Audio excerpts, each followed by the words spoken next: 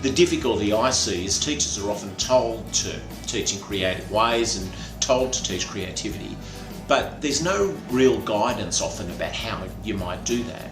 And so what we find is teachers are often frustrated that they want to teach in creative ways, they want to teach creativity, but they don't have the tools to do that.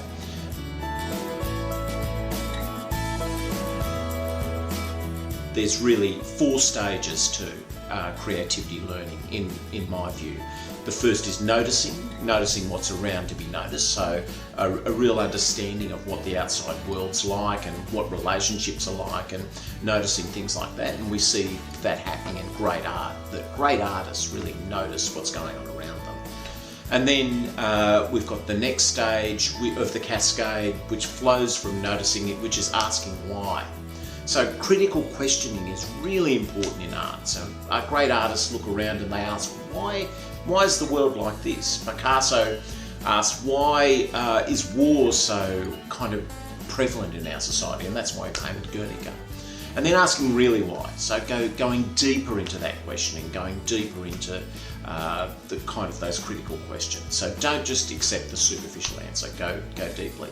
The third stage of the cascade is playing with possibilities. So that idea, and this is where creative learning really picks up, I think, that you are always trying and improvising and playing around with ideas, and then from those ideas you start to build fantastic creative works. And then fourthly, evaluating responses. So looking at the responses to that playing with possibility and understanding in what ways they can be changed and renewed, and then you start again with noticing, of course. But evaluating responses is important because you've got to understand the motivations of those people who are giving you responses and also their expertise. So I think the cascade's a really good way for teachers to start to think about how education and creativity can interact in a really kind of tangible way.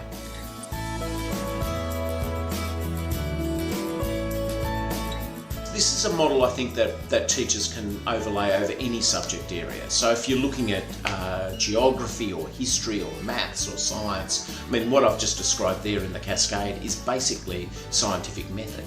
It's the kind of things that scientists have been doing for 300, 400 years. And so it's a very simple way of understanding how knowledge can be organised, but how knowledge can be enacted and made creative rather than just inert facts. You start to think about historical concepts and play with those possibilities to see how they link to other areas. And it's also a way of de-siloing knowledge, so taking knowledge out of really containers and making knowledge interact with each other, as it does, of course, in the real world.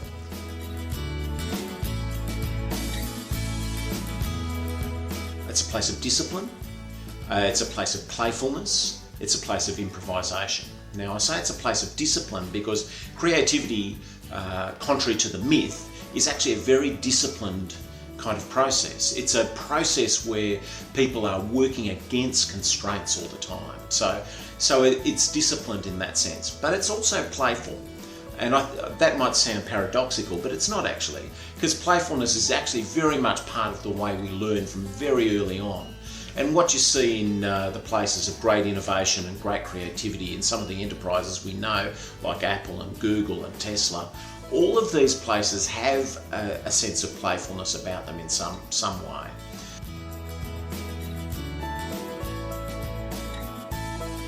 Critically, what we need to do is start thinking about creativity as a standard expectation in schools.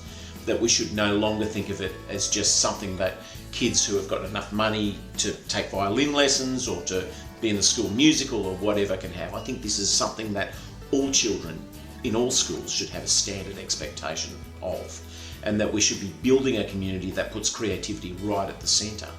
And I think we need to do this because there are some real pressures around the kinds of jobs that are going to be available in the next 10, 15 years. And they're not going to be the jobs that are menial, they're not going to be jobs that involve lots of kind of repetitive information and processing. They're going to be jobs that are interpersonal and require creativity, because they're the capacities that we can't replace with computers at the moment.